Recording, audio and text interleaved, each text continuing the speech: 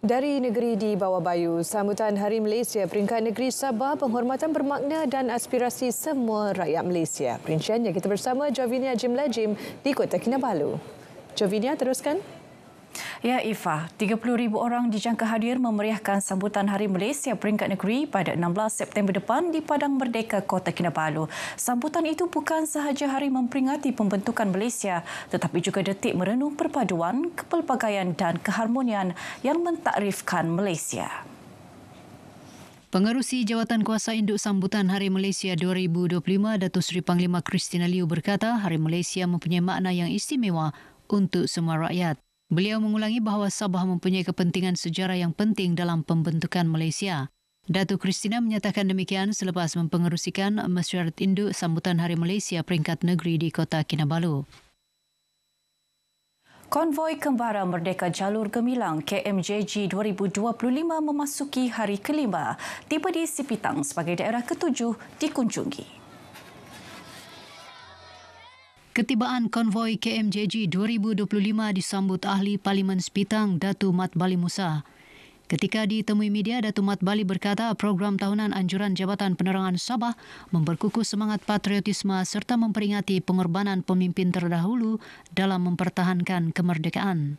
Saya menyeru kepada rakyat khusus di kawasan Parlimen Sipitang ni supaya kita terus menggarap langkah dan memastikan sebagai tanda kita sayang kepada negara ini, baik kita juga mengalung-alungkan supaya semuanya mengibarkan jalur gemilang di setiap rumah, juga bukan sekadar kendaraan tetapi di setiap rumah sebagai tanda kasih sayang kita khususnya kepada negara kita cinta ini. Konvoi akan meneruskan perjalanan ke daerah Tenom. Setakat ini, KMJG 2025 telah melalui jarak perjalanan sepanjang 314 km dengan 15 perhentian. Rakyat Sabah dan Sarawak kini boleh menikmati siaran radio RTM dengan lebih jelas dan stabil. 9 stesen pemancar siap dinaik taraf 7 Julai lalu di bawah projek naik taraf sistem pemancar FM Zon 3 Sabah dan Sarawak. Kos keseluruhan bernilai RM15,672.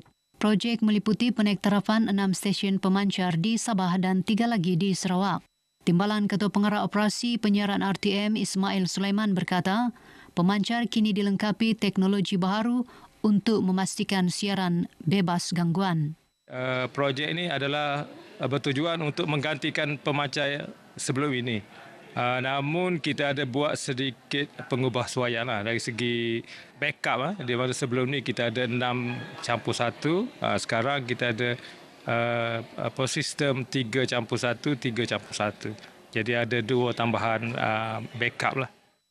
Beliau berkata demikian ketika ditemui pemberita dalam majlis penyerahan projek tender pembangunan dan menaiktaraf sistem pemancar radio FM Fasa 2 di Kompleks Bersepadu Kementerian Komunikasi Kota Kinabalu.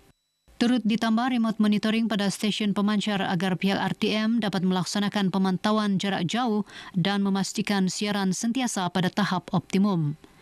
Mengulas perancangan seterusnya, Ismail berkata RTM menyasarkan penaiktarafan 26 lagi tapak pemancar di seluruh negara tertakluk kepada kelulusan peruntukan.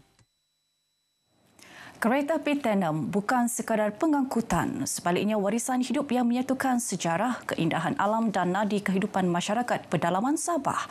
Julie Simon ada perkongsiannya.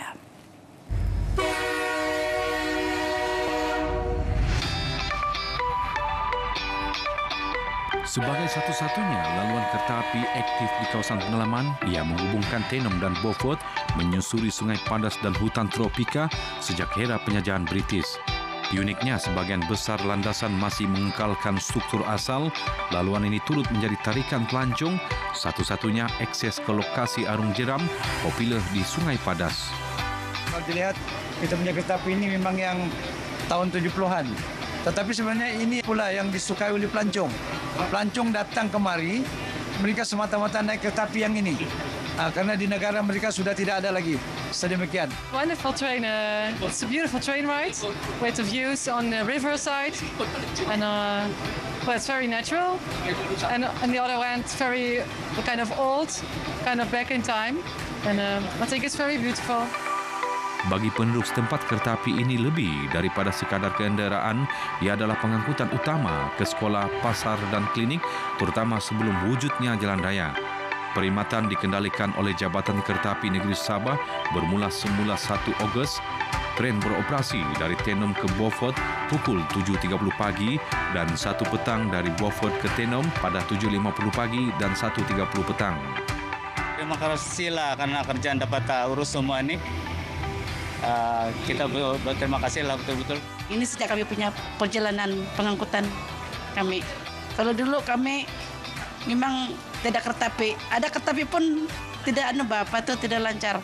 Harap-harap berjalannya kereta api hari ini dia oke terus sampai yang tidak yang macam dulu lagi. Namun perkhidmatan ini tidak lari daripada cabaran banjir, tanah runtuh dan kerosakan struktur menjadi cabaran utama. Justru penyelenggaraan sentiasa dibuat demi kelangsungan perkhidmatan kepada rakyat. Sebagai tambahan, perkhidmatan ke Rayo disediakan pukul 4 petang dari Tenom dan 5 petang dari Rayo ke Tenom.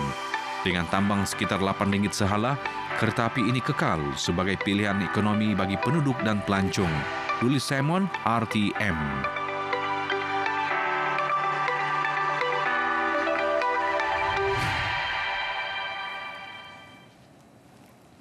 Konsert Bukit Langsat membuka tirai sambutan Jubli Delima 40 tahun Institut Pendidikan Guru IPG Kampus Keningau. Ia simbol kejayaan 4 dekad IPG Kampus Keningau melahirkan pendidik berkualiti.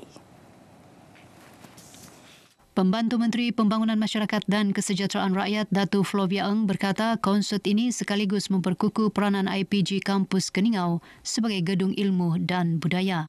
Konsert ini bukan sahaja mencerminkan kekuatan perpaduan dalam kepelbagaian, malah menjadi platform belajar untuk menonjolkan bakat dan membina keyakinan diri. Datuk Flovia berucap merasmikan konsert Bukit Langsat sempena sambutan Jubli Delima 40 tahun IPG Kampus Keningau di Dewan Tan Sri Sufian Koro. Bertemakan menjulang 40 tahun warisan mewarna perpaduan IPG Keningau, konsert ini diserikan dengan pelbagai persembahan.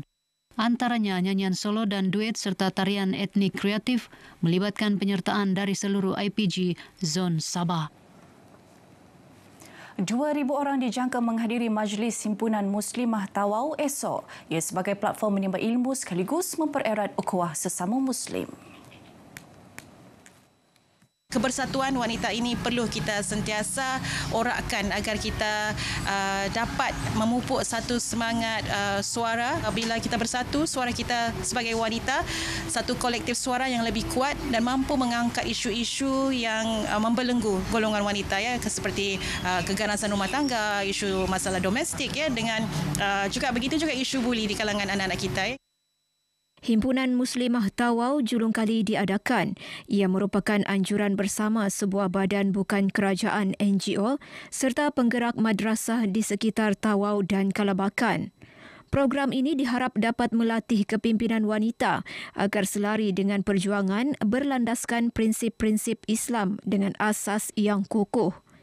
Majlis diserikan dengan kehadiran pendakwah Syekh Nias Al-Adani dari Yaman dan penceramah Ustazah Marhama Rosli. 2 lelaki ditahan dipercayai menyeludup masuk rokok tanpa cukai dari negara jiran di Batu Lapan Jalan Silam Lahad Datu semalam.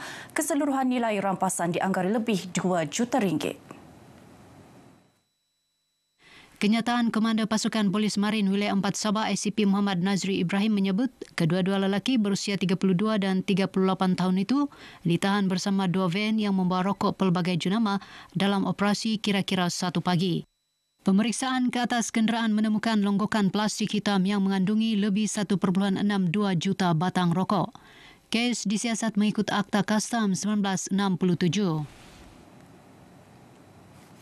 86 peserta sekitar Kanyon Imbak menyertai bengkel tuhau dan kulat liar di Tonggot yang berakhir semalam. Bengkel selama 8 hari itu bertujuan memperkukuh pengetahuan mengenai potensi biodiversiti halia dan kulat liar di Sabah. Projek TUB dengan peruntukan RM5 juta di bawah rancangan Malaysia ke-12 RMK-12 bagi tempoh 2021-2025 merupakan usaha strategi untuk mengenal pasti, melindungi dan memanfaatkan spesies halia dan kulat liar di negeri ini. sekaligus menyumbang kepada pembangunan ekonomi dan sekuriti makanan negara. Bengkel ini menampilkan sesi pembentangan, demonstrasi dan pameran spesimen yang dikendalikan teknologis Dr. Ilya Gedoong, pakar kajian tuhau, dan Profesor Madya Dr. Jayasilan Satyasilan, pakar kajian kulat liar dari Universiti Malaysia Sabah, UMS.